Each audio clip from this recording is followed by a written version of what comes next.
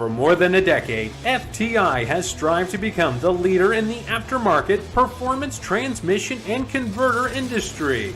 We've joined forces with McLeod driveline components under the leadership of Top Fuel funny car pilot Paul Lee, and now have a larger distribution network, more resources, and more power. Come see us in the pits and ask how you can join the FTI family. It's not cheating, it is the competitive edge. It's time for an inside look at the most powerful motorsport on the planet. WFO Radio, NHRA Nitro.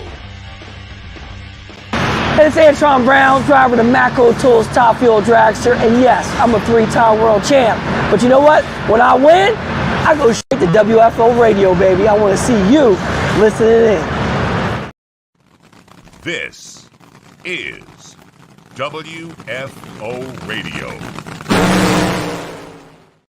Hey everybody, welcome back. WFO Radio is on the air. My name is Joe Castello, and I'm back from Orlando Speed World. The first race of the 2023 NHRA Drag Racing Series season, the Southeastern Division, was underway, and we had a great race Friday and Saturday. We finished up Saturday night like 9:30 or so. We crowned our winners. We'll talk all about it. It will be great. But what was also going on, there was testing going on in Gainesville, Florida. We'll talk a little bit about that. All kinds of news, breaking news, big news. It's Super Bowl week in the United States of America. All kinds of good stuff happening. We will break all that down with the voice of the National Hot Rod Association, Alan Reinhardt, who joins us each week right here on WFO. I'm excited. We're getting closer and closer to the Amalie Motor Oil NHRA Gator Nationals, and it is going to be great. So much news. Garlett's going to have a bunch of cars out there.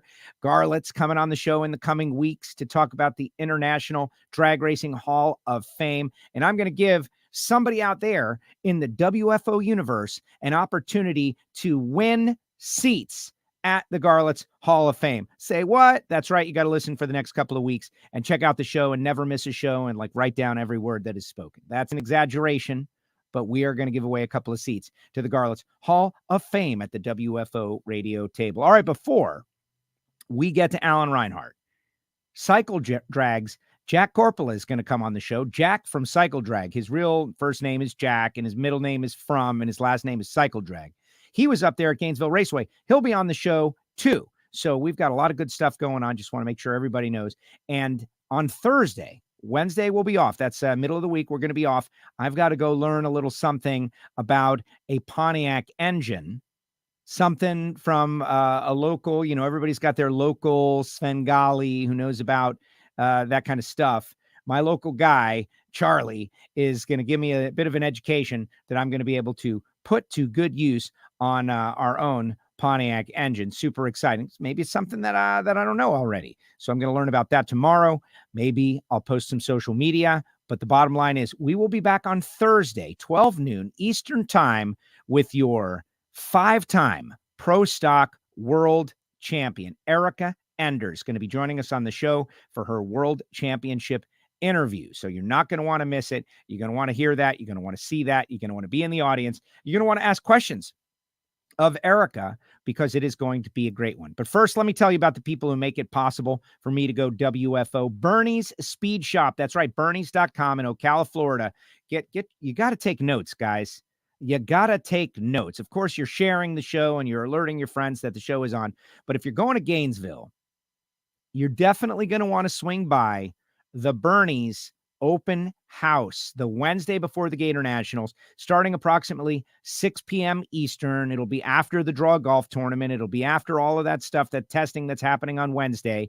Bernie's and Josh Hart can have an open house. We're going to be up there, going to check out. I'm going to go. We're going to check out the 100,000 square foot facility. There's going to be music. He mentioned fireworks. He's going to have a fun time out there. So why would you not want to come out and hang out, check out Bernie's?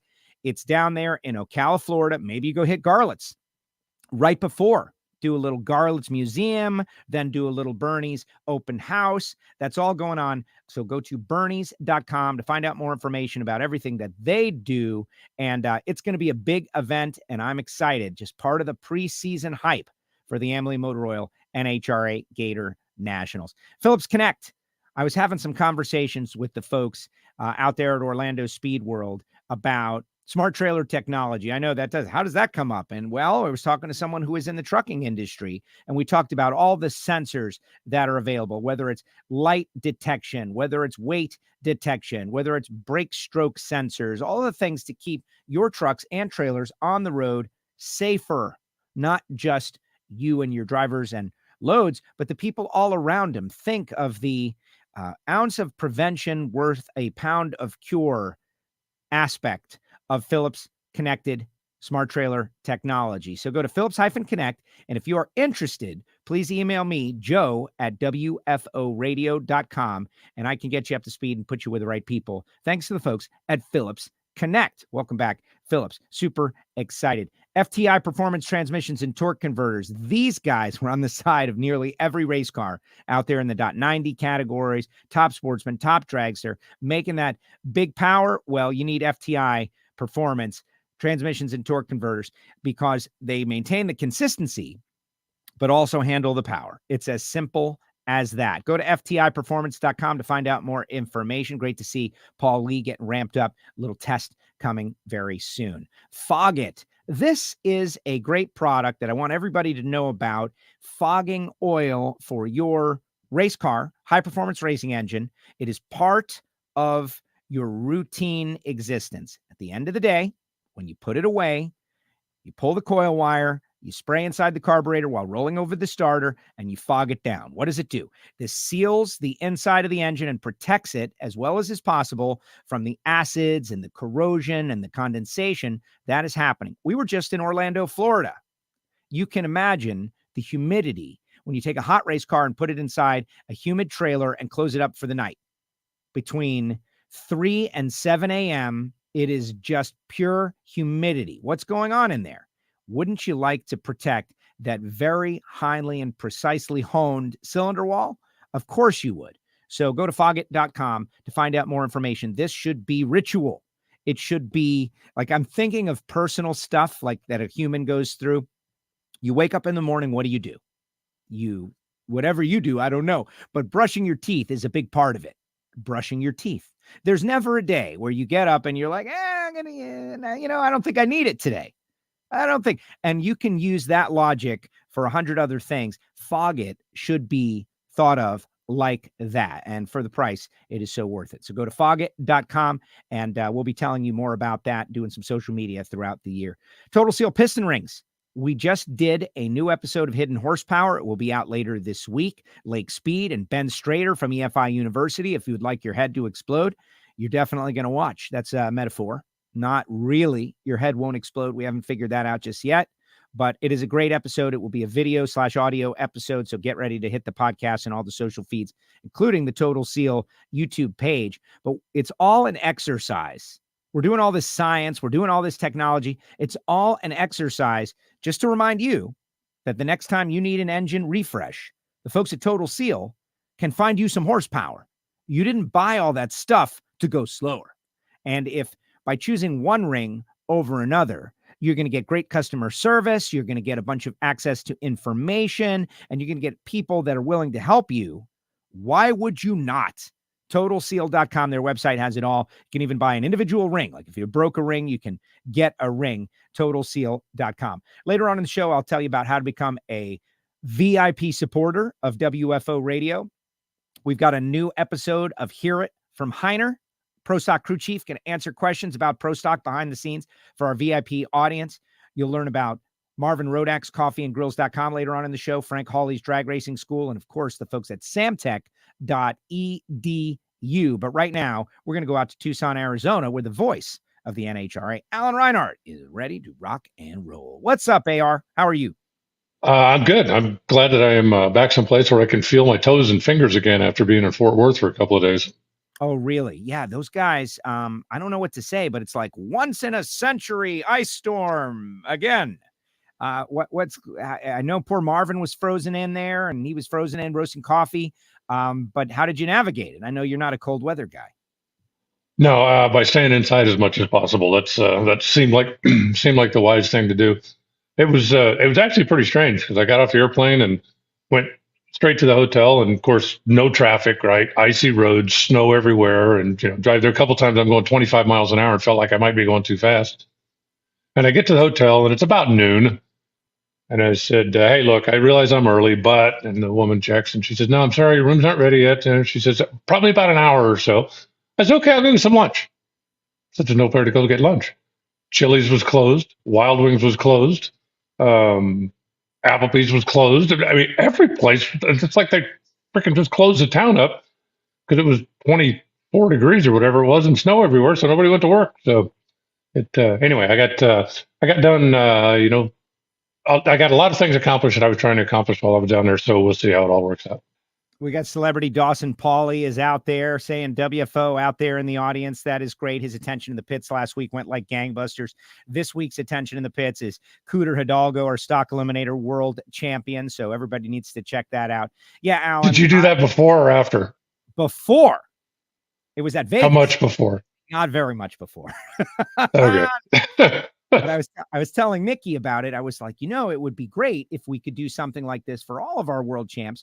But by the time we get to know who they are, it's really too late because everybody is gone and heading home. Think Bob Locke, right? Like that was the finals. He loaded up and went home. But with Jimmy Hidalgo Jr., we kind of had an idea that he had a really good chance. And so we went and did the attention in the pits. And, it looks good now that he's the world champ. People can check out the world championship car. It's a GTO. It's a Holden, all kinds of sub niches that are interested in that car. Plus he's a stock eliminator world champ. So I hope that one goes very, very well, but yes, before, but just barely. Just barely. I want to double back on the snow and the ice though. Okay. And like, no, everybody doesn't need to know this. My aunt lives in Utah. She took a slip and fall on the ice, like dangerous stuff. Here in South Florida, I know I am soft. I'm a softie. I cannot handle that kind of life. Like I think about Warren Johnson, and you read Warren's book, I'm sure. He's there. They build like a snow cave to build engines in. He's hanging from like this thing and he's welding. Like that is something that I can't relate to. And when people say, these kids these days, they're getting softer. Not just these kids, man. Me, I could not do that life. Sorry. And if you do, I admire you. Wow, that's amazing because I can't relate. Well, I'm not married, but I've always believed that snow is a lot like in-laws. You should go to them. They should never come to you. And that is genius. I'm not married either, but that's a genius statement. Visit the I snow. live in Arizona for a reason because you never have to shovel heat out of your driveway. And I will trade the fact that in July and August, it's probably going to be too hot to ride a motorcycle or drive a convertible.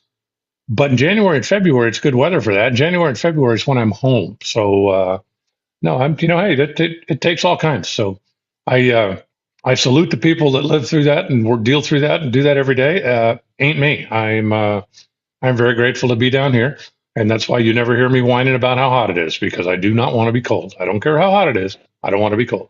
I'm with you. But really, though, Alan, we love our audience and we don't ever want to lie to them. So we should tell everybody, as many as we can possibly tell, that it's terrible in South Florida and also Arizona. And you definitely wouldn't want to live here. It's horrible. It's a horrible place. You definitely don't want to come here. August. Oh, my gosh. It's so hot. Like you could just drop dead from the heat. Don't come here. Well, that's why in August, you go to Seattle, you go to Sonoma, you go to Brainerd, and, you get away from it for a little bit. So no problem.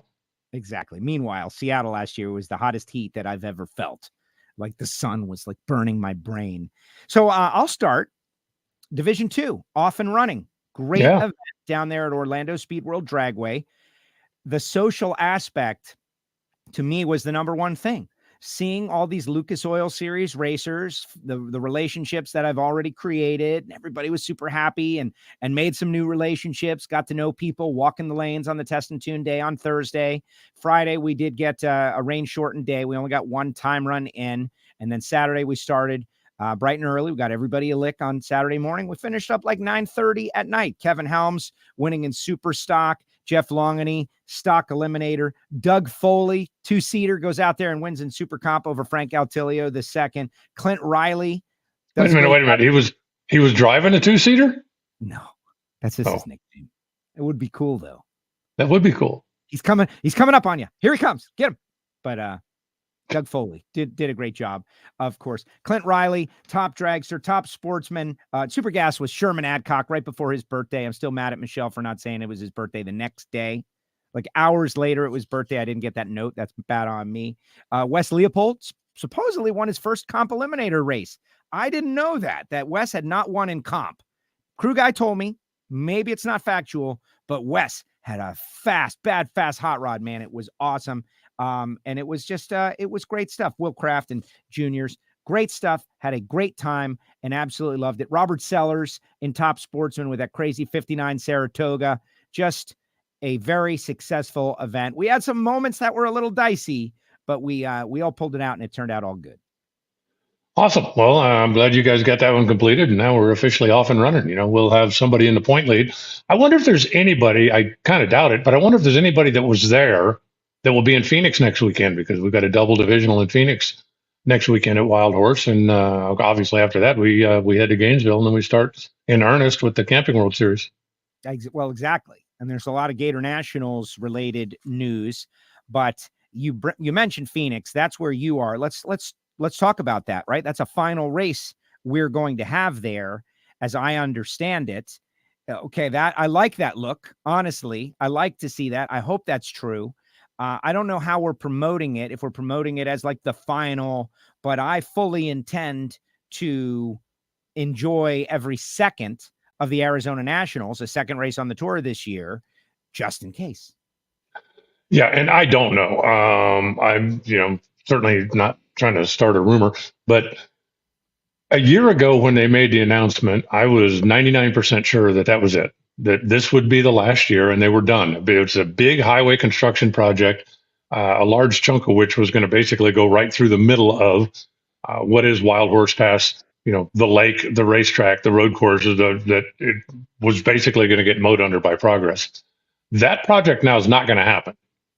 So I don't know if that means the racetrack is saved, or if that just means that the racetrack will find another fate. I don't know that. But when they made the announcement, when they first made the announcement, you look at all the plans, and this wasn't just like artist rendering, right? This was like, this is going to happen.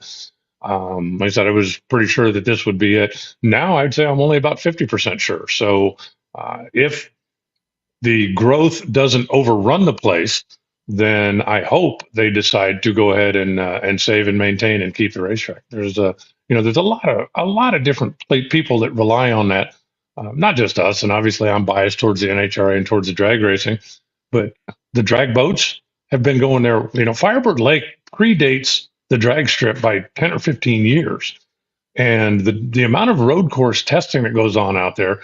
Whether it's IndyCar, whether it's Formula Atlantic, whether it's because of the climate, there's stuff going out there all the time. Bob Bondurant School was there for a million years, and now Radford is based there. So there are just a lot of people that rely on that piece of property, on that facility, not just NHRA.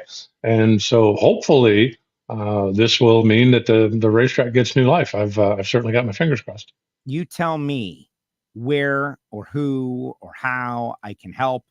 And I want to be involved with saving that racetrack, or just alerting somebody. Send me money, cash. Like cash money to Alan. It's not deductible. Okay. I'm not sending out receipts. Right. But if I can find somebody to bribe, then great. And if I can't find somebody to bribe, I'll spend it on the CUDA. Hashtag 1 million pennies to Alan Reinhardt. Send them. Send them. But bottom line, hey, a million pennies, $100,000, right? I don't even. 10 grand. Anyway, I'll take it. Send them. You can't even find pennies anymore. Like, they're all in the couch. They're all just in the corners of the house. But let's hope. Drag strips, people need to realize that they are a commodity now. There are few. And the things you can do there, producing television shows, for instance, commercials, driving courses, driving classes, teaching kids, just so many things. Hopefully the track operators will continue to become, creative. And I will tell you that we have an update about Palm Beach International Raceway. A couple of weeks ago, maybe a month ago, someone asked me, Joe, what's the deal with that? And I was like, it's not looking good. And that actually turned out to be false. And so Madeline Marconi, who I think you've heard the name, she's the young lady who's been spearheading the Save PBIR fight against the warehouses battle. She's going to join us in the coming weeks on WFO. We tried to get her today, but she was working. She works in local government, and they had a big fight last week, maybe the week before. And the We Want to Build Warehouses site plan was, as I understand it, denied. And so now it's a different game, right? Like there's not going to be warehouses there. That's not something that they can do anymore. So what can they do with this racetrack facility? Well, you can't turn it into warehouses. It's surrounded by swampland. That's protected. It's already a racetrack. It's zoned as a racetrack. If we could find a buyer or a group that wants to buy it, there is a chance that it could potentially stay a racetrack. Long shot, but since there's hope, I'm putting it out there. There's hope. Yeah, you know what? A baby step in the right direction is still a step in the right direction. So I'll keep my fingers crossed and I'll keep watching that too. It's difficult, right? I mean, I understand the business decision. I've always struggled with the urban sprawl deal, right? That I've been here for 50 years, and then you can move in across the street and run me out of town because you don't want me here after I've just been here for 50 years. That has always kind of rubbed me the wrong way. But I understand the business aspect of it. If my land is worth 100 times more than my racetrack is worth, I understand selling the land. But I also understand the other side of it, having been in the industry and been around for so long, the number of communities that get a little short-sighted, I think, and go, oh, well, they're going to take down a racetrack, they're going to build a warehouse. Yeah, so what? Think of the tax revenue, right? Think of the jobs, think of the stuff. It's going to be, it'll be good to have and then go, what are we going to do with all these street racers? What are we going to do with all these car people that are now causing problems? What are we going to do with all the stuff that's breaking out? Because we took away their playground. And I think that if there was more awareness about that, and some of the communities that have gone through it certainly understand, and I think Denver, just in the pandemic, and this had nothing to do with the racetrack being gone. It was just the racetrack being closed, and they weren't allowed to be open. And then the pandemic of illegal street racing and things that broke out around there because people that have hot rod cars want to go drive them. And the whole community's up in arms about, we got to do something. We got to do something. While the Vandermeer family's going, hello, if you just let us unlock the gates, right, we can relieve some of this. St. Louis was having the same issue when Worldwide Technology Raceway was closed because it's in Illinois. And Illinois was locked down. Well, okay, it's in Illinois, but it serves the St. Louis community. St. Louis is in Missouri, and they weren't locked down, but they were having a huge problem. And Chris Blair, as far as track operators, has been about as open-minded and as, let's try something here to get the street enthusiasts to come to the racetrack. I mean, I don't know that there's anybody in the country that's done more. There are a lot of others that have done some, but to get these kids or these young people or these old people or whoever the heck they are to come to the racetrack. And he's being told you can't open because you're in Illinois. And he's like, I'm 1,000,000 miles from Chicago.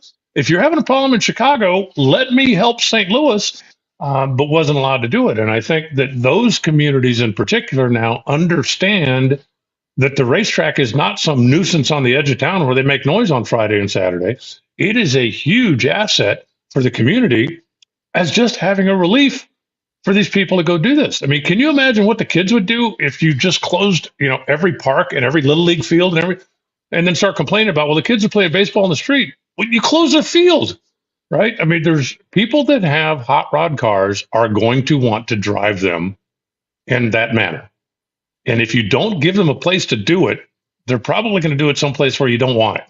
So right.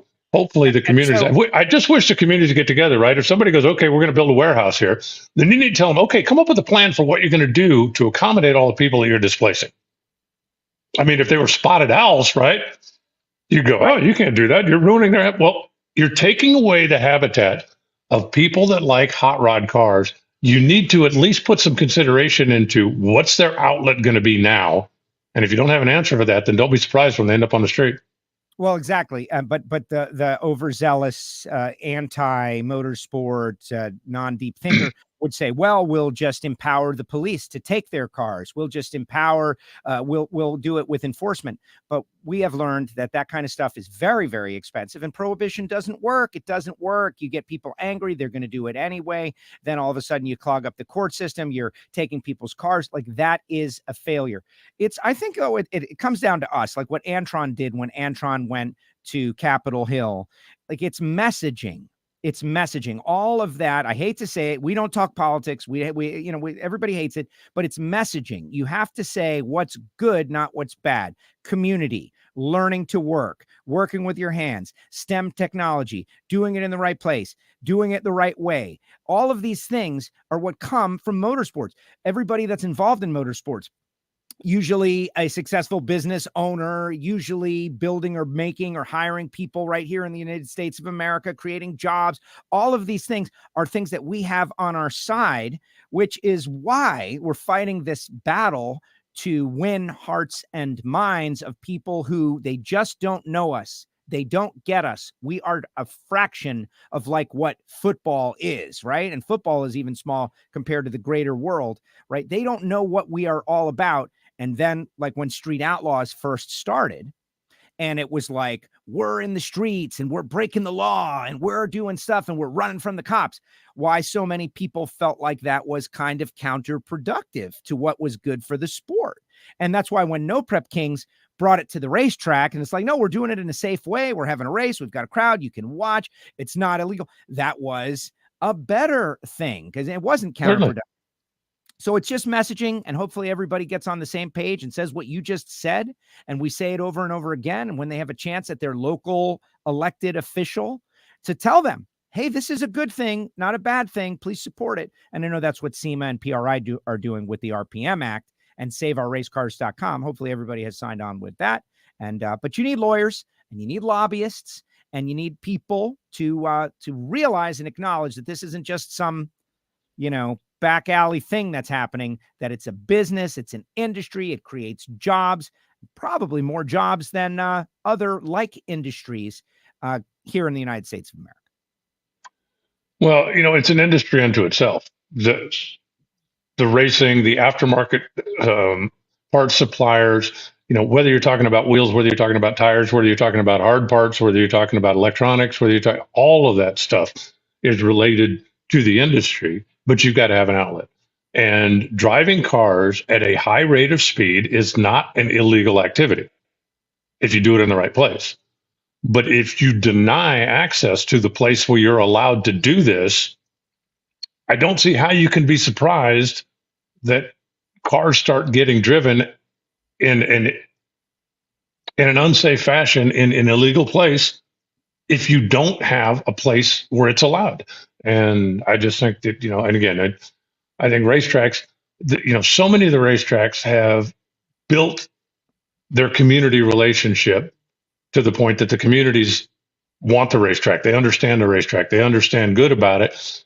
I think a big part of the problem is when the communities come in and overrun the racetrack and don't understand the good that facility or that business does, and then they run them out of town. So I don't know. We'll see. But I'll keep my fingers crossed for you, and we'll follow along with Wild Horse. I don't know if we'll have any news by the time we get there, but like I say, I feel a little less confident now that it's going to go away than what I did a year ago. Good deal. Mighty Mac mentions Bradenton. Bradenton, there's a plan for houses to go down. This is the downside of every person moving into the state of Florida for the weather, is that certain areas are getting a lot of houses. They're going to build like 5,000 houses around. But from what I hear, there was a positive story to that too. But let's not talk doom and gloom, right? Let's talk good stuff. Starting off with, some simple news. Everyone has been asking about A Fuel funny cars, right? We got one. There's one that exists. Mr. Mick Steele, the real deal Mick Steele, has got himself an A Fuel funny car, sold his operation to Dean Dubbin, and now he is going this way. And that is the first A Fuel funny car that I have seen. And no, it's not. Randy Meyer's got one. I'm sorry, Randy Meyer, but this is one that I'm seeing right now. And so that means there's two. We could have match races at very least. Yeah, it'd be interesting to see, what happens when he hits the track. And I don't know. I haven't heard anything about testing, about anything like that. I know that Randy Meyer discovered when he was playing with his that it is a whole different ballgame from the A Fuel dragster, because he had obviously a lot of success with the dragsters. And every time I know of that they took the funny car out, I know they ran it a couple of chaos events and some other stuff in testing. It just wasn't let's just say it wasn't an easy transition. So it'll be interesting to watch a learning curve, and it'll be interesting to see who else jumps on the bandwagon. I will not be surprised if Tony Bartone shows up with one at some point, because he has been an injected nitro guy, in the dragster side of things, and Steve Boggs is a very sharp injected nitro guy. I don't have any inside information. I'm just saying I won't be surprised if one pops up that says Bartone on the side of it. That would be great. I would like it. Justin, A Fuel, was there a rule change in the alcohol funny car? Yes, there was, Justin. There was change. It was heavily covered. You're not a weekly listener to WFO. Welcome back to the planet. Yeah, come on. Big news, big stuff. Other news just broke. Julie Natas and Hunter Green announced as the Randy Meyer Racing team for 2023. They're both going to run schedules that give them an opportunity to win the championship. Very cool. I'd be interested to see that schedule, and then also to see and hear if Randy's going to have some one-offs, because I assume he will, right? Like he has in the past. If a car's sitting idle someplace and somebody goes, "Excuse me, I'd like to come in that weekend. Here's $10." That if Randy will accommodate that, I assume he will, because he always has, and it's a great learning opportunity for him. Stories up on, I saw it on Drag Illustrated. I got the press release in my email box and read most of it. They give the details of the schedule, which is cool. JP Gutierrez out there says, blown is still cooler. I agree. I mean, I like, there has to be supercharged alcohol cars that spool them up on the starting line and swap feet. Like there's gotta be, like, that's just a sound that cannot go away from NHRA. I'm just afraid that that's going to go away too with the two-step rule coming back. I agree. Like that's just so cool. If everybody goes up, I don't know. We'll see. They got to stay competitive. I know. Ron Capps released an image of his new scheme, which I thought was pretty cool, and I just kind of robbed it from his social media.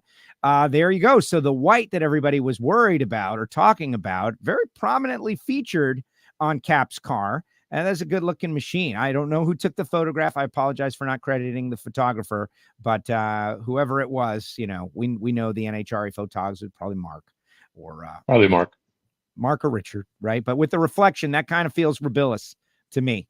I don't know. Richard's retired. Remember, he doesn't have cameras anymore. Yeah. I would not be surprised. Looking at that thing, that's a nice wide white spot on the front quarter there that could very easily have the name of, I don't know, an oil company or an associate somebody or a something. Yeah. Like a big vacant spot. Do you have an inside note, or you just making stuff up? I've been around this a while.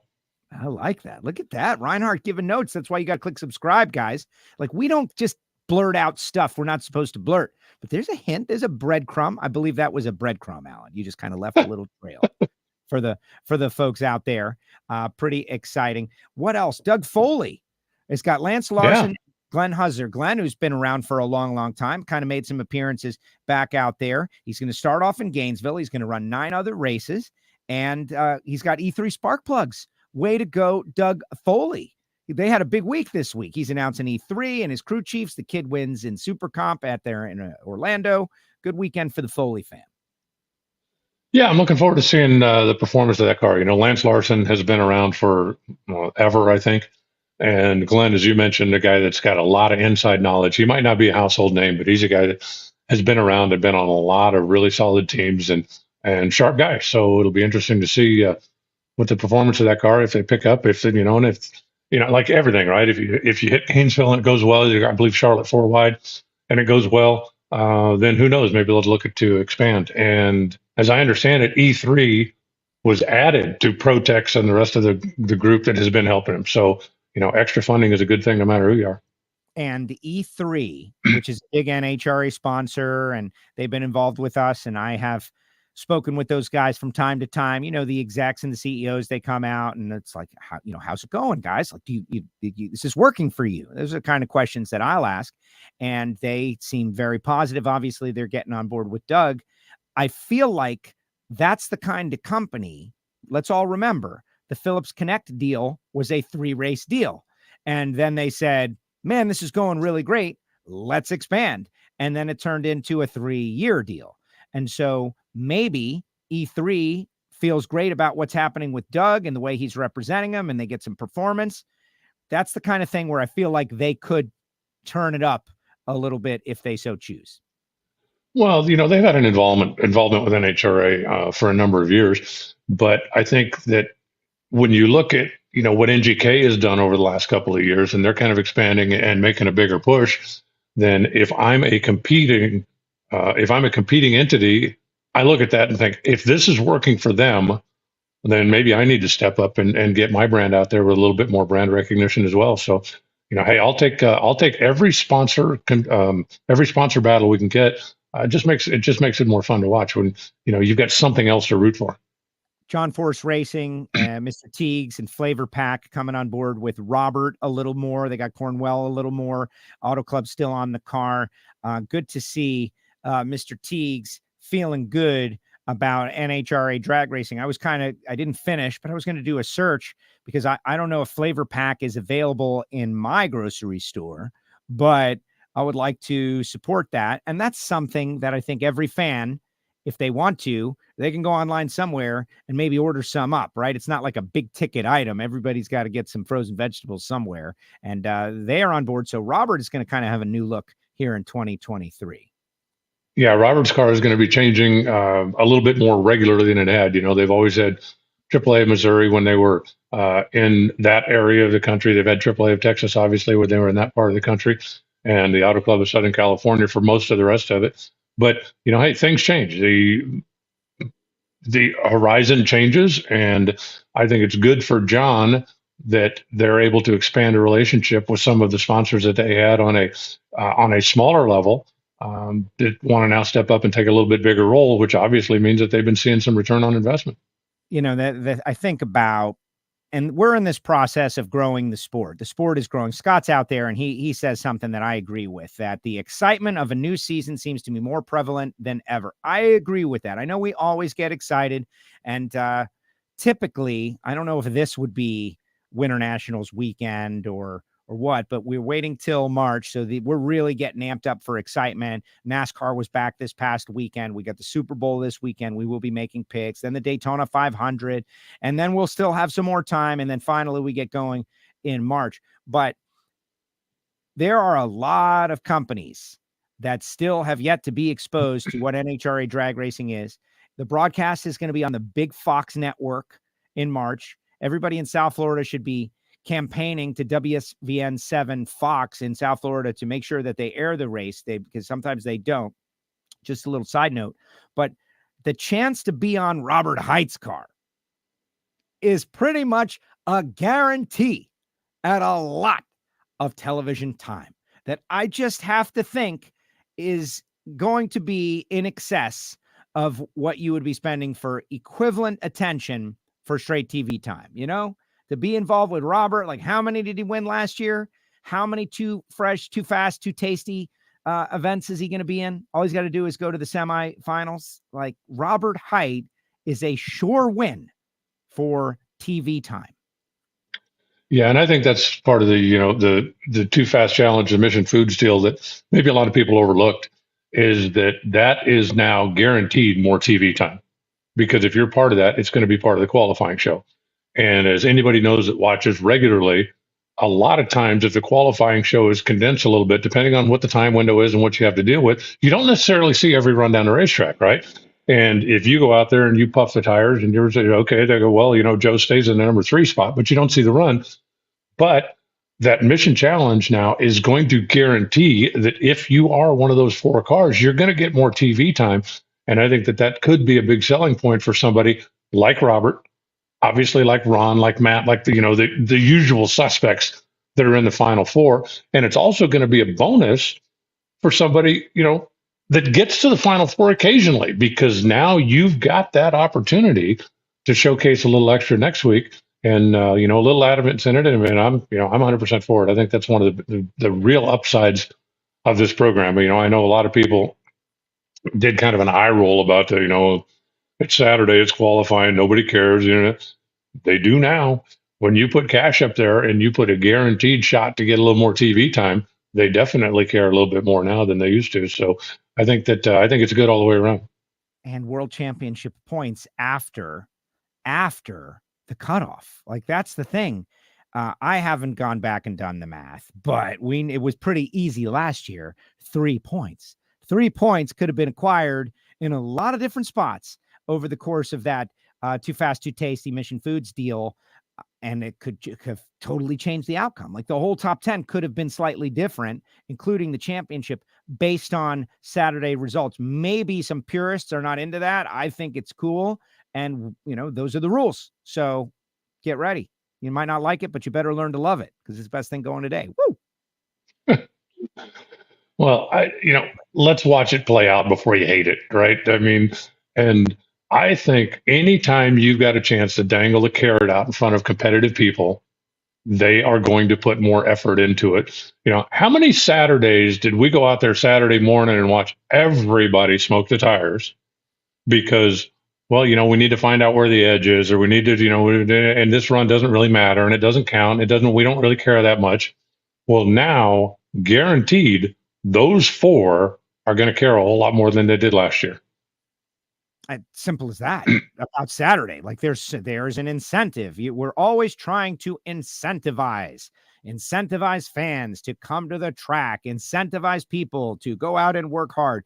They are now incentivized. There is money and there are points. Go win. And the back-to-back weekly rivalries, like, you just got your butt kicked by someone and now you got to race them again. You probably don't want to get your butt kicked again. And if you do, it's going to hurt. You can't just brush it off. No big deal. Hey, you just whooped me twice in back-to-back weeks on TV. I feel great about it. That's not how it's going to go. So very, very exciting, very interesting. Let's see. Eddie out there, our buddy from Garofalo's. What do you think of the later start? Better for the sport? ? You go first, Alan. I actually would like to see us start a little earlier if we can, but I understand the reasoning behind it. And, I think that the quicker we get on track once NFL goes away, because, Sunday afternoon, there are going to be a whole lot of people sitting there with a remote in your hand going, there's no football. And being able to jump and get involved in that, I think, would be good for us. But I understand the logistics. I understand what we're doing.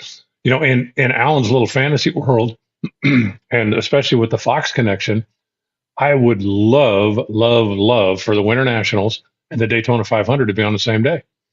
I mean, picture that as an afternoon of television, right? And they're 3 hours later back there, so they start the Daytona 500 at 2:30 or 3 o'clock in the afternoon. Run into prime time and then hand off to us out in California.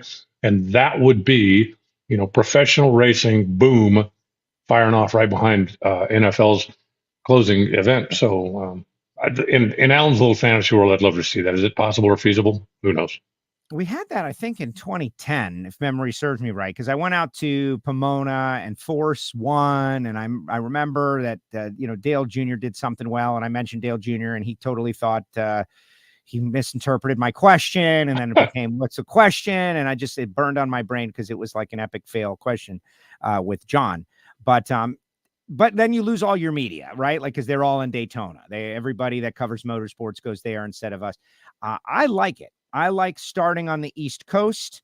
I like getting away from the Busch Light Clash at the Los Angeles Coliseum, which I thought was a good race, and it was a made for television event. Really is what it was, a spectacle for TV. I wish we had some sort of something like that, like a spectacle for TV, open something, introduction to the season, maybe. I don't know. But the intensity that's building when we go to Gainesville, it's going to be the biggest season opening race that we've ever had. I'm saying it like that. I have no evidence to back it up. Pomona is never that great because we just had the finals and everybody in the market just went through the holidays and they just saw this compete for a championship. You get your super diehard drag racing fans that come out, and it's a good crowd. In Gainesville, it's going to be a mass attack. Like, we're going to have Everybody that loves drag racing is going to be there. Pro mod, pro stock motorcycle, every category, everything. In March, they're going to be chomping at the bit to go drag racing in Gainesville, East Coast opener. I think it's going to be the biggest season opener that we've ever had in this century. How about that? I'll say it to cover my butt. Yeah, I mean, that's possible. I kind of agree and disagree. I like the tradition of Southern California. I like going out there to start, going back there to finish. Again, I understand logistics. One thing that I really do like is, as you just pointed out, that everybody's going to be there, right? It's not like, okay, well, some of us are starting here, and then some of us are going to Phoenix, and then we'll go to Gainesville where everybody gets to pile on. I do like the fact that at the first race of the season, we're going to have the pro mods, we're going to have factory stock showdown, we're going to have the motorcycles, everybody's going to be on track. I think that's definitely a big hit. Absolutely. Michael Heiner is out there. Michael and I are going to do Hear It from Heiner later today for the Patreon VIP audience that anybody can really join if you want. He's got a bunch of questions stacked up. That's going to be cool. Pro stock testing is going to be ongoing. Is there anything else that we didn't cover that you'd like to cover on this edition? And you can give us a CUDA update as well, because everybody in the chat, they don't care about any of this stuff we're talking about. They want to know what's up with the CUDA. Well, there is no CUDA update because I was in Fort Worth last week. Didn't have any time. There is, however, a Hemi update, and I'm kind of embarrassed to admit that I didn't realize this sooner. But when I was doing the measurements and checking everything out to order the pistons for the engine, I realized it's got a stroker crank in it. So it's not a 426-inch Hemi; it's a 490-inch Hemi. And this thing was, obviously the engine that was in the funny car at some point in its life had been a pretty serious race engine, because nobody goes out and buys a stroker crank for one that's just going to idle around. So that's, kind of exciting news on the Hemi front. Nothing really on the CUDA front, but it's coming. I got time. Good deal. I can report the Project Pontiac has arrived at Stinnett's Automotive in Kansas, and the crate that I built survived. So I feel great about my carpenter workmanship. And they have taken in all the inventory, and they are looking at it, and I'll be there in a couple of weeks, which is exciting. And so the project's inch along. That's like another little, inch along. So you're actually going to go out and visit it? Well, as luck would have it, Alan, I will be hosting the Division 5 banquet next week. Yes, as luck would have it. And so I'm going to take like a little spin over to Gary's and check out Stinnett's and learn a little bit more about Foggett and do some social media and also check it out. And, you should save yourself some money on a rental car and just tell Gary you want to borrow his Camaro. I'm sure he's not using it. Okay. I'll ask Gary. Hey, Gary, can I borrow? He's out there. He listens to WFO from time to time in the background of the shop. Like, hey, Camaro, what kind of Camaro does he have? What, the race car, the Super Streeter? What are you talking about? No, not a race. He's got a Camaro street car. It's just, your basic little. I can tell. Another breadcrumb, guys. Ask him if you can borrow the Camaro. Another breadcrumb. Now, I get stressed from borrowing people's stuff, right? I get stressed out. Like, gosh forbid, a meteorite falls down on my head while I'm driving. It's my fault, and I don't borrow things I can't afford to replace. Yeah, but you'll be dead, so you won't care. You should also ask him if there's going to be a slot car race while you're there, because if there is, you don't want to miss out on that. Okay. Good notes. All good notes. Alan, great job as usual. We'll see you next week, obviously. Where's Jack? I thought we were going to hear from Jack. Oh, did you want to come? I can bring him on right now. Did you want to participate in the Jack Q&A? Like, I didn't know if you wanted to do that. You are totally welcome to. He was at testing. We could grill him. No, we were kicking back some notes and some stuff, and there he is. Hello, gentlemen. Well, thank you so much, Alan. I didn't think I was going to get to interact with you, but always a pleasure to see the legend in Tucson, Arizona. Yeah. Let me tell you something. See how many people are here? I'm not even famous in this building. That's how big a legend I am. Let me ride that chopper. He's got one bad chopper in that building. And we were there, Jack. We were there on the same day. That's the crazy thing. I came in, did after Arizona last year. I went to Alan's. I saw the shop. He gave me a ride in the Mustang. It was great, super fun. I got to go down that street with all the old school neon signs. Really cool. Got a great vibe out of Tucson. I looked at the motorcycles, and then it was time for me to go, right? So I blazed out of there. You must have rolled in within a couple of hours, and same deal. How crazy is that? Yeah, we never got an explanation on that one, Alan. Joe was a little perplexed as to why you did not announce that he was there right before me. Yes. Why did you not announce that, Alan? Well, because everybody saw him here already. We did the WFO thing from here, and so everybody had already seen that. I figured that was old news. That's a good point. Well, regardless, I got to see the shop, and I saw Jack riding on the choppers, which there's zero chance of me doing. And so I did get a ride in the Mustang, which was super cool. But hey, let's move forward. Alan, Jack was in Gainesville. There was some nitro cars. There were pro stock motorcycles. There was all kinds of stuff going on. So let's just let Jack give a report, and then we'll pepper him with questions. Take it away. My report would take hours. I'll just go topic by topic because I was so thrilled. I was so excited. I wish I could have brought you guys with me. It was Shangri-La. I'm still the Pittsburgh kid that is used to not being outside till Easter. So to be in Gainesville with a beautiful day and Antron Brown there and almost all of the pro stock motorcycle racers there, it was a thrill. I think the big headline here for the pro stock motorcycle class is this is going to be one of the most interesting and transformative years that we've ever seen. There's so many changes. There's so many new riders. There's a brand new Gen 3 Hayabusa body by Vance and Hines, which is just groundbreaking.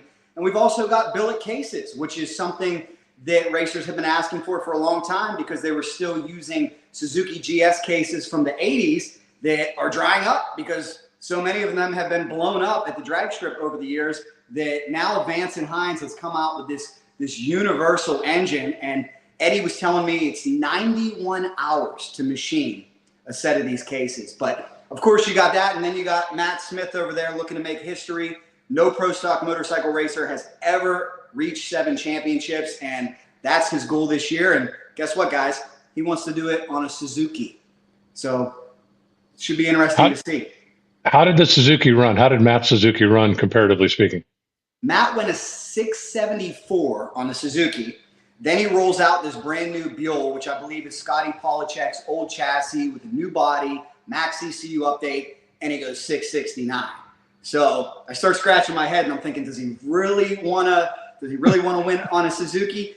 But nonetheless, he's going to have both at his disposal. This is a question I have for you guys too that I wonder, correct me if I'm wrong, but my understanding of the role where you can switch vehicles is primarily for if John Force, Brittany Force goes out there and destroys a car, they can roll out a backup car. Well, Matt Smith, I mean, ingenious by him after years of complaining about the rolls, he said, I'll just own both makes. And we've seen him if he enters one and it's not where he wants it to be, he can just go to the Suzuki or vice versa. I mean, do you guys think that role will stay in place? Do you think that's what that role was designed to do? I don't believe that it needs to be changed. I hope it stays in place. And if you get the wherewithal to do it, the rule originally, it was known as the Eddie Hill rule. If you tore up a car in qualifying, you could bring out a backup car for race day. But once race day started, you couldn't change. When we got into the NHRA on Fox era, where there was going to be so much live television, then the question came up, if you are going, and NHRA went to the teams and said, hey, there's going to be times when you're going to have to do really fast turnarounds. And the question became, if we hurt something and it would be quicker and easier to bring out a backup car, would you rather have that, or would you rather have somebody take a solo in the final round simply because there wasn't enough time? And so at that point, the rule became you can make the change on race day if you want to. And it originally was intended for that. Well, then you end up a gray area, okay? If you make a run and you come back and you say, I don't feel safe on that, is NHRA going to force you to run it? Because, well, you know, it didn't look like that big a crash. It didn't look like... So at that point, they said, we're getting out of this. You're allowed to change one time during the course of the weekend, one time only, and you can't change back.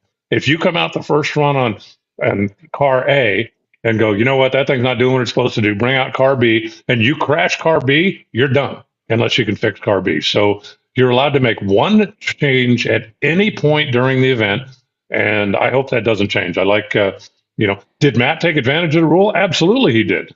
But did he do something that nobody else was allowed to do? No, anybody could do it if they wanted to. Right. Yeah, I like the role. I hope it stays in existence as well because it helps the show, right? But here's one advantage that Matt has is, remember, Vance and Hines has had a stronghold on this category for many years, but now they also have factory Suzuki support. So they can't roll out a V-twin. And Matt is just such a hard worker. He's told me he's already made 130 dyno pulls over the winter. I think you give him both combinations. I think anybody who dethrones Matt is really going to have to earn it. I think it would be very interesting. I'm sorry, Joe. I think it would be very interesting to see if Matt has success on the Suzuki and ends up getting even peripheral factory support. Would that then exclude him from the Buell, or would he just not take it? Yeah, that's interesting. I don't think any factory support is going to be okay with you going over to another brand. You know, I don't think we're going to be able to see Eli Tomac out there on the Supercross track switching to Honda next week. So it's a really unique situation. And like I said, I give Matt credit. Like everyone says, the apple doesn't fall far from the tree. He is the son of Tricky Ricky, and he figured this thing out. We are planning on having Matt on in the next couple of weeks. He has yet to do his championship interview. These are questions that we will put to him in that moment. And, you know, he'll have his coy answers for the whole deal. But bottom line, I think if you are capable of doing that and maintaining two totally different combinations at the highest of levels, then good on you. Right? Like you got two combinations. Most people don't have the budget for one. Matt's going out there and doing it with two and switching back and forth. I think it adds color. And I don't think anybody should complain about it necessarily. Who else ran well? I know you mentioned that Matt was in the 660s. I think Gage was in the 660s. So we had a couple of 660 runs. So that's good and exciting to see. Who else was a standout, Jack? Someone who they maybe didn't run in the 660s necessarily, but they ran well for them and showed promise. What a pick by Vance and Hines with Gage Herrera. Just an absolute gamer, comes from the Pro Street category, cool as a cucumber. He went a 669 on the Suzuki. So Alan will like this because Alan did a great interview with me last year at his shop where we talked about, you know, a Suzuki piston, you got about 4 of these and you got about 2 of these. So NHRA has done a great job maintaining parity despite some complaints. Hey, it's never going to be perfect, but a Suzuki goes 669, a V-twin goes 669. I think all things considered, we're pretty even. Some other individuals to watch, Chase Van Zandt, who became one of the best 460 racers around, comes from a racing pedigree. He's on Jerry Savoy's TL1000, and he put down some pretty nice laps. We also saw Angie put down some pretty nice laps. Flyin Ryan Oehler is improving. Joe, you would have loved it. He was testing at Showtime the other day, working on 60 foot. Now, the problem when you test at Showtime is he stayed in it a little bit too long and ended up next to a dump truck down at the far end by the highway because there was construction going on. The guy was like eating his lunch and opened up the door and saying, what's going on here? So Ryan enjoyed being able to stay in the throttle a little longer at one of the longest tracks in the country, Gainesville. But they were definitely flying. And who else was out there? Steve Johnson was there on the first day, and he was having trouble blowing the tire away, made a couple solid hits otherwise. And Gianna continues to improve. So I think you got a lot of racers this year who are going to be a threat to win. And even some of the individuals that weren't there, you know, I talked to Angelle, and she's hoping it's not over for her. She's hoping she can secure a ride. And there have been rumblings that maybe somebody will give her an opportunity. I'd love to see that. I fired off a text to Angelle, and she's like, nothing yet, but working on it. Her legendary status, her marketability, the fact that they're in pro stock motorcycle, and so it's not like you're trying to find $3 million. It's you know, budget conscious, relatively speaking. Someone's got to step up and give Angelle an opportunity to go out there and you know, not go out like that, right? In a way that she didn't feel was representative of her abilities. I hope that happens. And I think it could, it will. Somebody who's smart out there, smart marketer. You mentioned that Chase Van Sant was a collegiate sprinter. Is that true? I did not know about that. I think it was Northern Illinois. And, you know, he just comes from this pedigree between being a collegiate athlete and then coming out of junior dragsters, which is a common thread I see everywhere. I watch kids go right onto drag bikes and win races because they came out of juniors. I think sometimes we don't emphasize just how important that is. It teaches you how to drive the finish line, how to cut a light, know the sport inside and out. So Chase was a standout junior dragster racer and then immediately transitioned over into 460. And if you guys aren't aware, 460 is kind of becoming pro stock light. It's a little bit of a farm system or a feeder system It's very similar. It's an 8th mile index category, which has just exploded in popularity. There's about 50, 60 bikes in the country. So it's definitely one of the most well-attended categories. Who do you think is faster on their feet, Chase Van Sant or Antron Brown? Because he was also a sprinter. Like, we got two, maybe that's something that we need to see this year somewhere. We should have set that up. No disrespect to the great Antron. I got to admit, maybe Father Time has caught up with him just a little bit. But when I was interviewing Antron, he still looks like he's in amazing shape.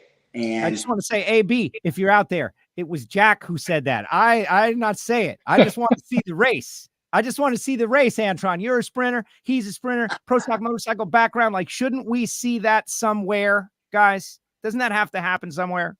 That should have been what I covered. And, speaking of AB, it was great to catch up with him because I started asking him about his program, and he knows me being cycle drag. Immediately, we start talking about Dave Schultz. To this day, the late, great Dave Schultz is one of his biggest mentors. Says he taught him it was all about the details. And I uncovered a great clip on Cycle Drag the other day where Antron actually goes out and gets his first win against Paul Gass. It was an AMA Pro Star event. Dave gives him a big hug and says, that was the first, but it won't be the last. Wow. And I was like, wow, Dave sure was right with that. Yeah, Dave Schultz was a force to be reckoned with. I'm very fortunate that I got to be around in the era when basically he and John Myers were the two that were ruling the roost out there, and fun to watch. And as you said, good, interesting guy to learn from. When he and Greg Cope rolled a bike out of the trailer and took it up to the starting line, there was never going to be a, gee, did we check this? Are you sure about that? Is the thing where it needs to be? He was a perfectionist in a class that at the time didn't really have a lot of them. And I don't mean any disrespect, but anybody that was around back then would know that. Yeah, Dave comes from that certain era. I see similarities with Larry Spider-Man McBride, with George Bryce. I tell all these guys, I've never seen a motorcycle of yours that isn't perfect. I've never seen something in primer. I've never seen leathers that don't match. That is the old school ways of Dave Schultz and all these disciples that have followed him. And it's just truly amazing. And it was pretty cool to hear Antron after all these years. I mean, we lost Dave in 2001. That's how long he's been gone. And Antron to this day said he still thinks about Dave Schultz every single time he gets to the races. Well, the video you put out with the interview with AB, and I shared it on Twitter, guys. So if you didn't see it, which I highly doubt you didn't see it, but if you didn't take the time to watch the full thing, spend the time because it's very fun. But AB talking about, like, if you're going to ride, Dave says, if you're going to ride one of these things, you have to know how to put it all together. Like, that's mandatory. And that's just back to what we were talking about early in the show, Alan, about the values that come from being a drag racer. That right there, you can trace that to why Antron went on to be a champion and why he's now becoming a successful team owner. You have to know about it and how to put it together, whatever it happens to be, championship racing team or pro stock motorcycle, if you're going to be successful. And it was just the light bulb went off when I saw that clip. Yeah, very few people, I don't care what you do, very few people are tremendously successful accidentally. You have to understand what you're getting into. You have to understand what's important, what needs attention and what doesn't. And you have to spend your time working on the important things. And it doesn't matter. It doesn't matter if it's business. It doesn't matter if it's racing. It doesn't matter what you're doing. You have to pay attention to the stuff that's important. And I think one of my, favorite, proverbs saying, the most important thing is to make sure the most important thing is the most important thing. Simple as that. Love it. Well said. Yeah, well said. Well said. All right, so we get some news coming in here, guys. I'm going to hit you with it. Like, John is out there, and he says, if we watch the Fox broadcast of NASCAR this week, Chris Myers said that Tony Stewart was going to race Top Fuel in 2023, and Tony didn't, deny it. He said they would be making an announcement in a couple of weeks. I have no doubt that Chris Myers did that on purpose to scoop the rest of the world and throw Tony under the bus a little bit. But since he supposedly said it according to John, I think that would be pretty cool. What about you, Jack, first? Yeah, absolutely. I'm with you 100%. I mean, I think that'd be awesome. I hope he races Leah round one. Oh, man. Or the final, right? No, round one. Oh, man.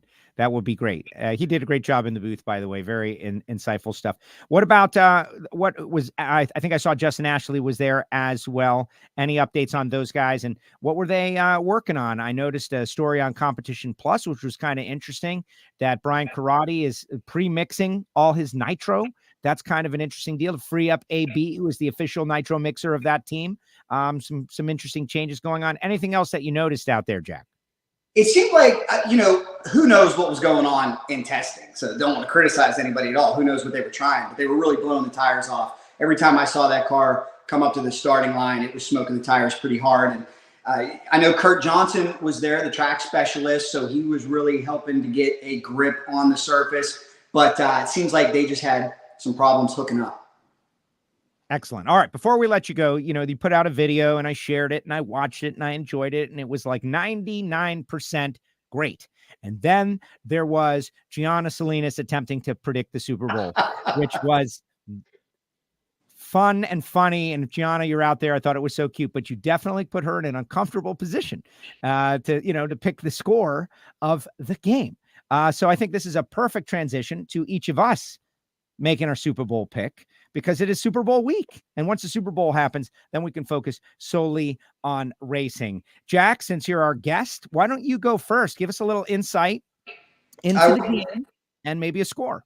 Absolutely. Yeah. Gianna, I kept pressing her because I know she's so intelligent. I know eventually she would give me an answer, but it was hilarious that she handled all the hard questions. I thought that one would be the easiest one, and we took about 3 minutes to get there. But she did do better than Gage Herrera, who learned real quick, don't repeat everything Eddie Krawick says, because Gage's prediction was a 7-7 tie, and that is what Eddie Krawick told him to say. So they kind of set him up for that one. Myself, sorry, AB. I believe Kansas City is the better team. I think the only reason people are picking Philly is because Patrick Mahomes is hurt. I say this, you give Patrick Mahomes 2 weeks of the absolute best physical therapy and all the professionals and God knows what else. I think they'll be ready to go. I like the Chiefs in a close one. I'm saying 28-24 Kansas City. Very nice. Very nice. Just a quick reminder, though. You guys mentioned Troy Vincent in the video, and Troy Vincent was a Miami Dolphin, guys. He played for Don Shula. That's the lion's share of his great career. The Eagles, of course, notwithstanding, but come on, when you play for Don Shula and you're on that team, come on, you're a Dolphin, or at least we very much love him down here as well. All right, so wait, let me write this down. You said 28-24 for the Chefs. Yes. Copy that. Did you know that the Chef's reference is from a 1997 Snickers commercial? That's how old the Chef's reference is. I can't believe that I'm still using it, but I'm still using it. All right, Alan Reinhardt, your game debrief. Philly by 10. Philly by 10. Well, which 10? Is it 10-0? Is it 20-10? Is it 30-20? Give us a score. I'm not betting the over-under. Philly by 10. Okay. All right. Philly by 10. Philly is going to just take it to him. Okay. I think it's going to be a wild, crazy shootout as well. I'm going with Philly, something like 34-31, couple of field goals, some touchdowns, all that. But I feel like it's going to be wild based on what we saw in the championship games. I agree with Patrick Mahomes. It will be, they're going to be slinging it, right? But I think Philly is just more physical, a tougher team. And so I'm going to go with Philadelphia. I like the Chiefs too. You know, me and Casey Wolf were buddies. I haven't told him about this just yet, but I'm going to take the Eagles in this one, and the Eagles are going to win. And then the Philadelphians will destroy all their bus things where you wait for the bus. I don't know if you saw them, but they all got on top of it. They crushed it, and they climb up the poles, and they got to grease the poles so that nobody climbs up the poles. So it's going to be a wild night in Philly Sunday night. Just batten down the hatches, guys. Watch out. So Reinhardt takes Philly. Jack takes KC. Joe takes Philly. And there are our Super Bowl picks. That's great. Good job. Good job. Anything else, Jack? Anything else you want to put out there? Promote, mention as we get ready for NHRA 2023. Yes, 3 things. I would be remiss if I didn't mention to fans that you got the Spider-Man Larry McBride and Dave Vantine coming back to Topeka and Chicago this year. Maybe one more. We've been in communication with Ned. We know that it'll be 2 bikes. Could possibly be more. That's going through Larry McBride right now. He's just making sure whoever we invite is thoroughly tested and they're ready to put their best foot forward to put on a good show. So make sure you guys stay tuned for that. If you get a chance, please check out my video on Cycle Drag YouTube. And the biggest, most important thing is, Joe, did I miss your birthday? And are you really 50? Because now here's what I got to say. Oh boy. You should be selling a Vitality product, because right now Cycle Drag wants to anoint you the ageless wonder champion, because I cannot believe you are 50 years old. Honestly, I would have guessed you were in your mid 30s. I just hit 4-0 and I thought I was over the hill, and I'm thinking, what an inspiration. Joe's still doing this. He's 10 years older than me. So happy birthday. Listen, Jack, thank you. First of all, that was so kind and nice of you. And you're putting the pressure on me. And so now I'm going to reveal the truth. Jack's right, guys. I'm actually 34. And so we're just going to go with that from here on out. Joe is 34. And thank you, Jack, for recognizing you've called me out in front of the world. And now I must own up to it. You're right. I am in my mid 30s. Well, I need some fatherly sage advice from you two great announcers too, because I did 201,000 miles in the air last year. And I always tell myself, one of these days I'm going to settle down, have a family, have kids, have a wife. That just doesn't seem to be happening. Do we just slowly morph into Alan and become super cool and have garages and cool cars? Is that what happens? Or do we eventually have to settle down and come off the road?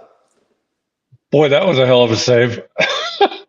I gotta tell you, I was morph into Alan, right? Like that's what I worry about every day. Like, oh my God, but it's not that bad. Reinhardt's got. I'm 86. How do I look? Tremendous. It's the desert. It's very dry out there. Absolutely. Interesting. I think we do. We slowly morph into Alan Reinhardt over the years, which isn't so terrible, honestly. No. Alan has a very great life that he loves tremendously, and he's got toys and fun and friends, and he's out there hobnobbing with celebrities and going wherever he wants to go in every second of the day. So it has its moments. It's got to have its moments. So I'm going to do the South Florida version of it, though. He's like desert dweller. I'm kind of around the water and the beaches and all of that stuff, but I'll do my own version of that. But yeah, Jack, it is what it is. What'd you say? You're 40? 40. Yeah. 40.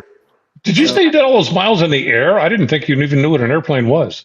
Yeah. Well, last year I drove cross country, California to Florida. I had to come down and be closer to Joe, but a lot of these races, I just have time to get in and out. Just went to the Mecum auction in Las Vegas. That was a heck of a show. 73 Z1900 was supposed to go for $25,000. Went for $50,000.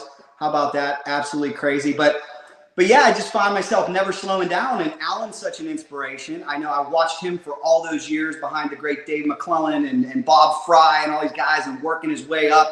And then sitting with Alan last year in his shop, I'm like, man, this guy is so cool. This is the ultimate boys club. He's showing me his refrigerator where the beer is the perfect temperature, cars, bikes.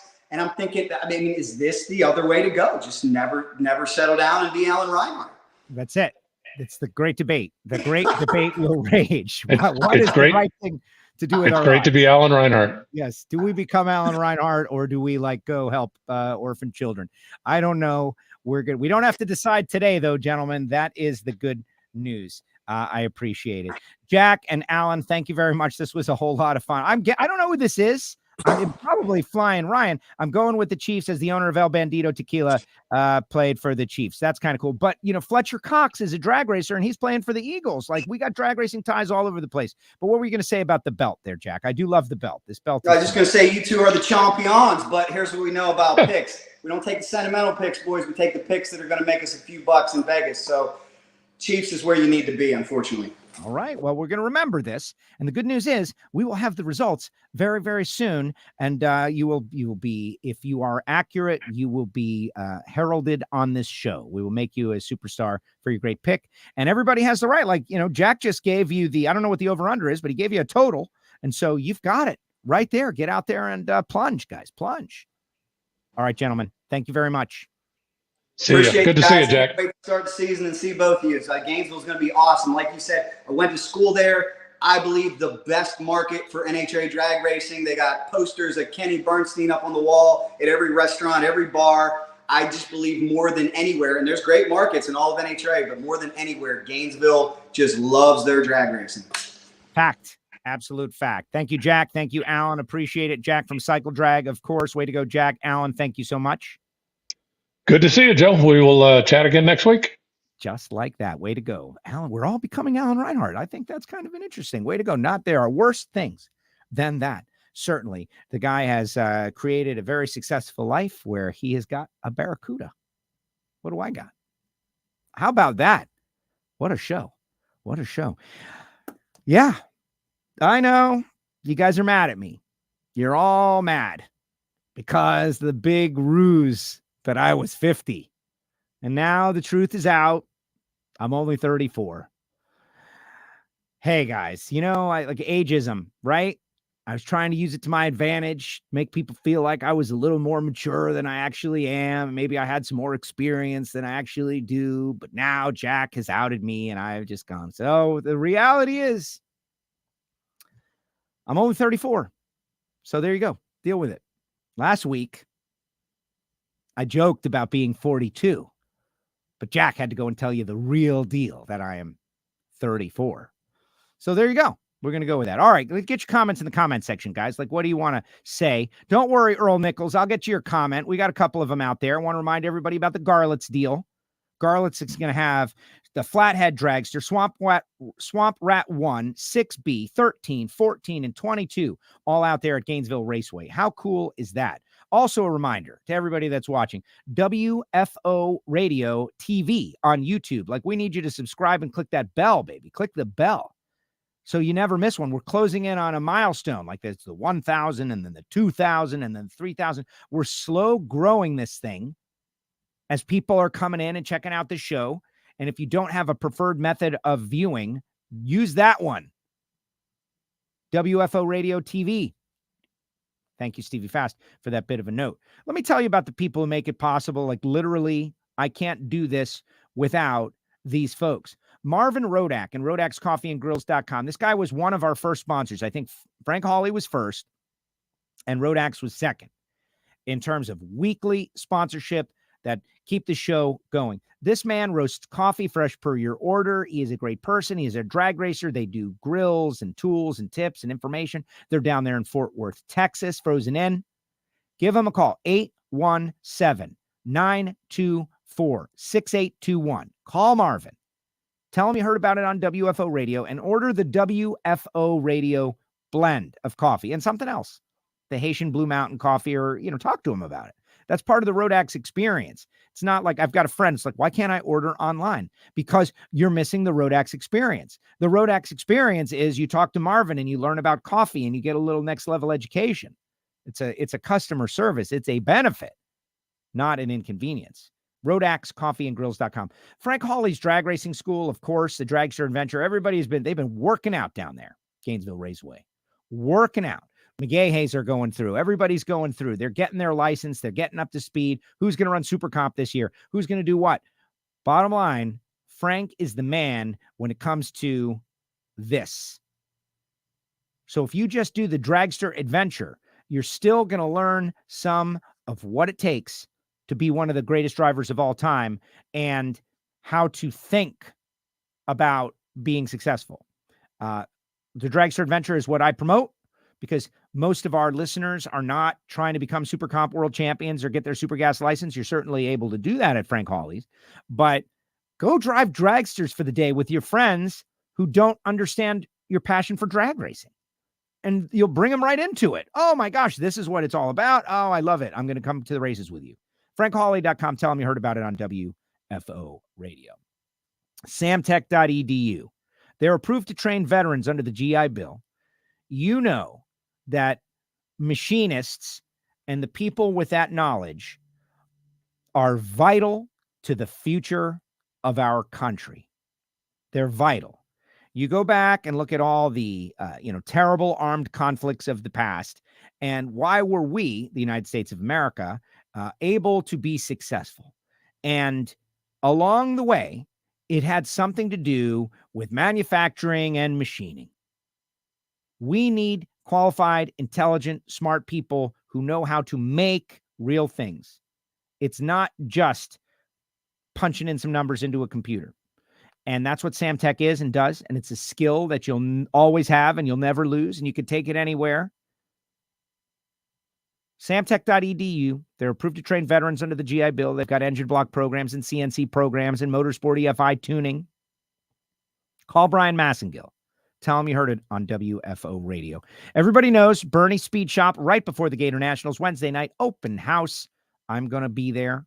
My full intention is to be there. And they're going to have food and fun and music and fireworks. But you're going to get to see Bernie's.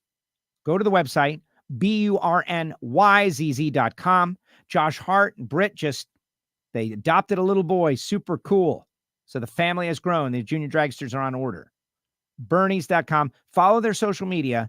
They do a great job. Just go shopping in their inventory. Phillips Connect. This is one smart trailer technology. If you are out there and you've got a fleet of trucks, if you're interested, I ask you to reach out to me first because I'm going to put you with the right people. Joe at WFOradio.com. If you want to learn why Phillips Connect is better, if you want to connect with smart trailer technology, go to phillips-connect.com and then send me that email, Joe at WFOradio.com. Looking at the sides of race cars at the Division II race, FTI Performance Transmissions and Torque Converters all over the place. They're in DeLand, Florida. Power Glides, 3 speeds, Pro Mod, Top Sportsman, Top Dragster, Big Power, Monster Trucks, Mega Trucks. That's bigger than a monster truck. Like, what's a Mega Truck? It's bigger than a monster truck. What does it do? It crushes things.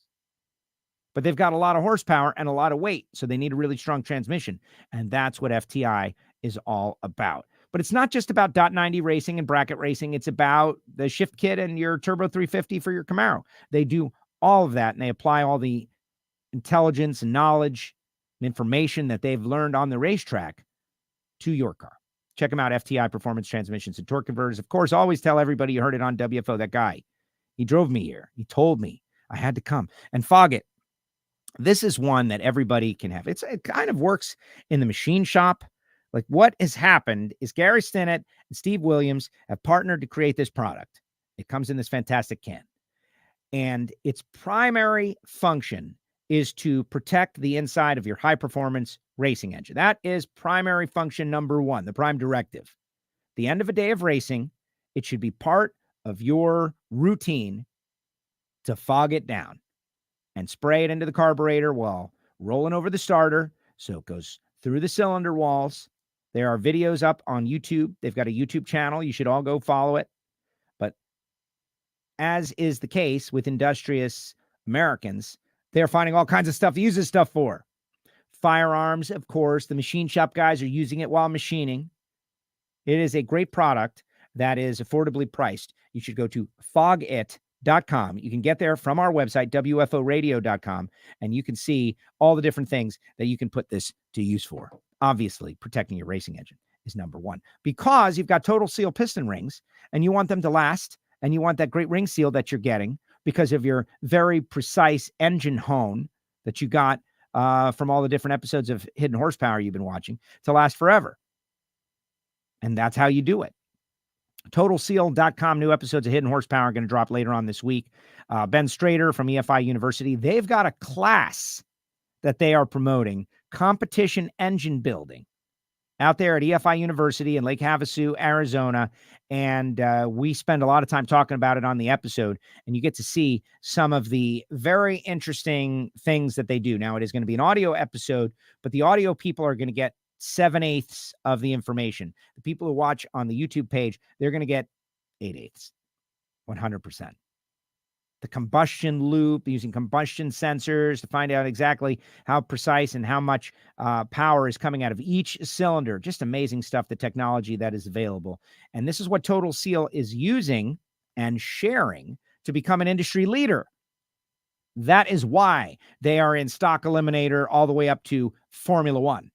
How about Ford going to Formula One? What'd you guys think of that? Like, that was big news.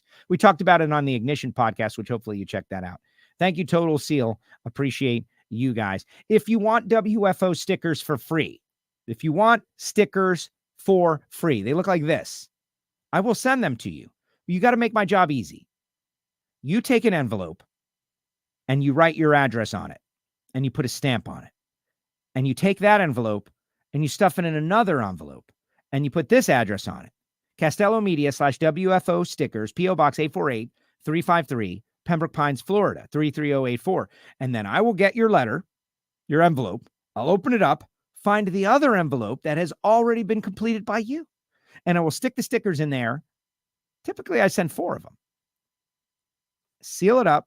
You've already stamped it, so it doesn't take me any work, and it doesn't cost me anything. But I send you the stickers, and then I put it in the mailbox. It's a great system. It's called a self-addressed stamped envelope. And it was big back in the 1970s, man.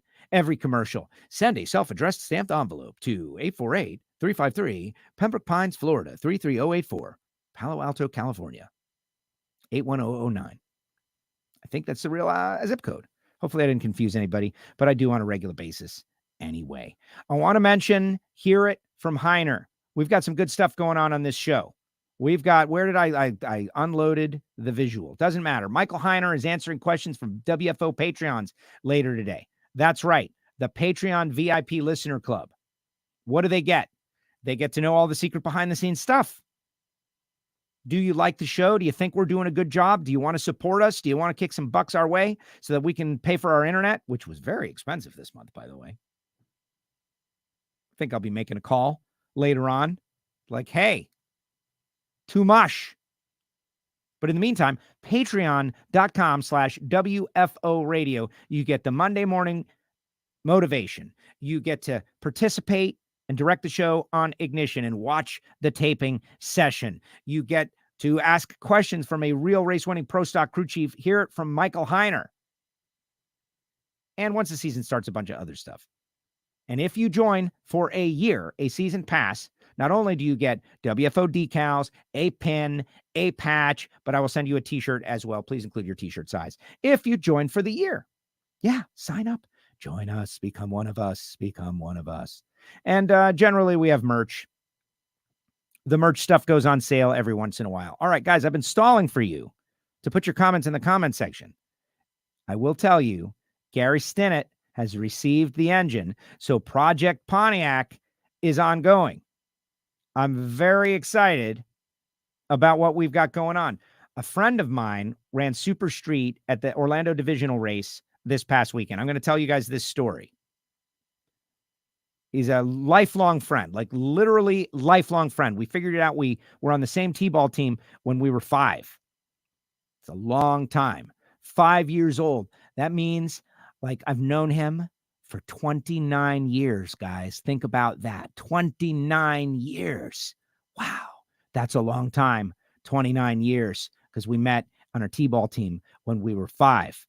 And so my buddy, Palm Beach International Raceway is not open right now. He's looking for something to do. A bunch of South Florida racers or former South Florida racers decided to run the divisional schedule in the NHRA, which is great. So he came out to run Super Street with another South Florida friend, and they pitted together and they hung out together and they looked at their throttle stops together and they did all of that stuff together. And then they pulled through the lanes together and then they had to race together first round. It was one of those shake your head kind of moments. We have to laugh, right? Like, ooh, that didn't go as planned. But they got the bug. Jason already has won a race in Super Street. My friend Corey, I think he's got the bug. He loved it. The throttle stop stuff. It was so much fun. The Orlando Divisional. Wow, what a thing. We had so much fun. It was great. There were heroes there that did heroic stuff over the course of the weekend. I want to acknowledge them as best as I can without going into all kinds of detail. But we had a great time.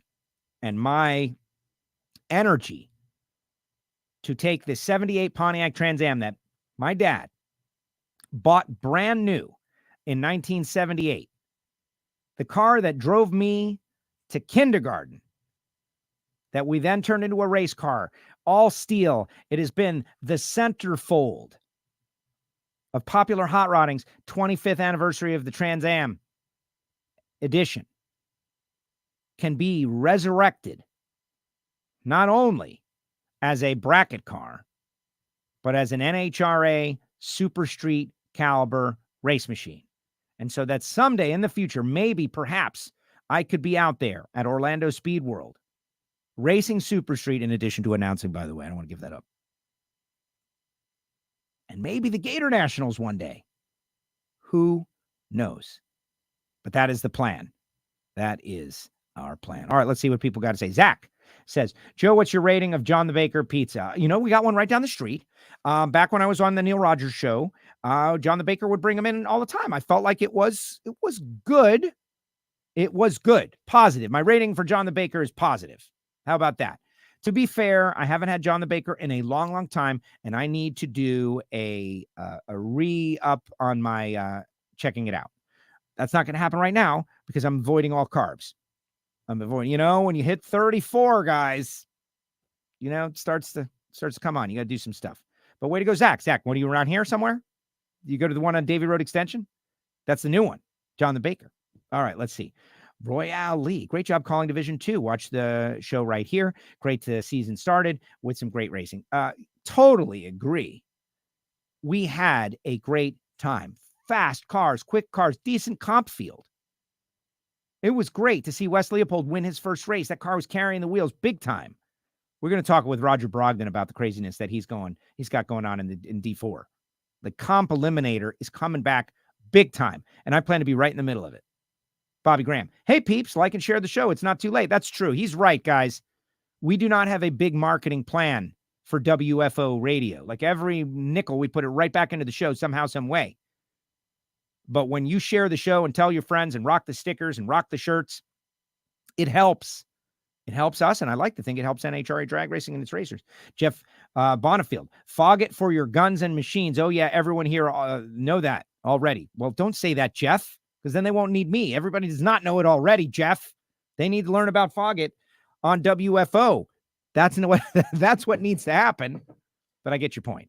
And yes, everybody's using it for different stuff. Thank you, Joe, for always keeping us in the know. I try to do my best. So you're trying to be the next Greek. How old is WFO Joe? No, Ricky, we're not. Jack just told you. And Antron is 32. Isn't Antron 32? I believe that Antron is 32. Yeah, Monica says went from 42 to 34. That's what Jack says. I'm going to not like this guy's going to come on my show and lie. He's telling everybody the truth stuff. He outed me. And what's this? I'm nowhere nearby. Dave Portnoy from Barstool Sports was in the area, and he said it was good. Wow. Are you kidding? John the Baker getting shout-outs on Barstool Sports? That's very good. That's what happens, man. We got celebs all around. 78 Trans Am going to Kidney Garden. We do not have a big marketing plan. Yeah. No, we do not have a big marketing plan. Little tiny marketing plan. But we're trying our best. It's about grit and determination. It's about fighting that fight, baby. You get out there, like John Force says, and you fight the fight. And you try your best. And you bring it every day, 110. Except for tomorrow, because we're not going to be on. But on Thursday, and this is one that I need everybody to get in on this. Everybody. I want the biggest audience in the history of WFO. Is that possible? I think it is. Erica Enders, 5-time Camping World Series Pro Stock World Champion, going for 6th. Erica Enders going to be on the show. We're going to be a full debrief on the championship, on the plans for 2023, on her life, on her career, on what's going on. We're going to speak with Erica. Folks from Flow Sports are like doing stuff with Erica. She's going to be on the air. Erica Enders, Thursday, 12 noon. So don't miss us. But I will tell you this also. Next week, next week, the 15th, 12 noon, Wednesday. Big Daddy Don Garlitz, the International Drag Racing Hall of Fame induction pre-show. Vinny and Richard Knapp, Bob Fry, Linda Jones, John Force, Bunny Burkett, Shelly Anderson, and more. They're all going to be inducted, and Garlitz is going to be on this show right here, talking about each one of them, talking about the Garlitz land up there at Gainesville Raceway, and hanging out with me. And if you want to go to the International Drag Racing Hall of Fame induction ceremony, I'm hearing it's just about sold out. You might be able to get a ticket from Chuck if you call the museum right now. But it's looking pretty sold out, guys. WFO Radio is going to make it possible for one lucky listener with his +1 to join us at the WFO Radio table for the International Drag Racing Hall of Fame induction ceremony to watch John Force get inducted the one and only time in the history of the world. Better watch. Better listen. Don't miss it. Just saying. WFO. Thanks, guys. Thanks, Jack. Thanks, Alan.